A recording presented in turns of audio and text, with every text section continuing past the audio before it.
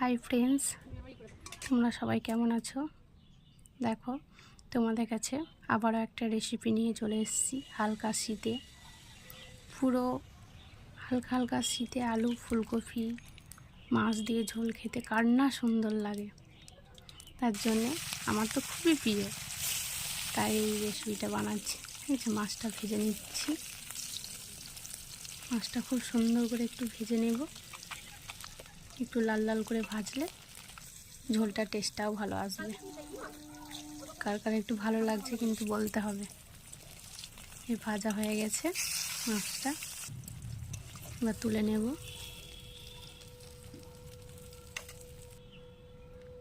তেলটাও গরম হয়ে এসছে, আলুগুলো একটু নেড়ে নেব। আলু ফুলকপি একটু নেড়ে নিলে কি হয়, নেড়ে নিয়ে যদি একটু হালকা ভাপিয়ে নেওয়া যায় টেস্টটা ভালো আসে। ফুলকপিটাকেও ভালো করে আলুর সঙ্গে নেড়ে নেব। উফ, আমাদের এই উনুনটা না কি সুন্দর জ্বলে। জল দিয়ে ভালোভাবে ফুটিয়ে তাকে হালকা সিদ্ধ করে নেব। সিদ্ধ করে নিলে কি হয়, ভালোভাবে সিদ্ধ হয়ে গেলে মশলাটা কষে দেওয়ার পরে সুন্দরভাবে একটা ঝোলটা টেস্টটা আসে। আমার মতো এইরকম একবার রান্না করে চেষ্টা করলে না খুব সুন্দর লাগবে খেতে।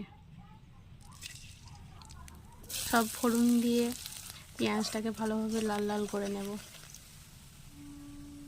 টমেটো কাঁচা লঙ্কা দিয়ে আর একবার একটু ভেজে নেব। আদা রসুন বাটা দিয়ে ভালোভাবে কষিয়ে নেব। নুন লঙ্কা হলুদ সব দেওয়া হয়ে গেল। সেই ঝোলটা দিয়েই ভালোভাবে নেড়ে নেব যাতে না লেগে যায় নিচে।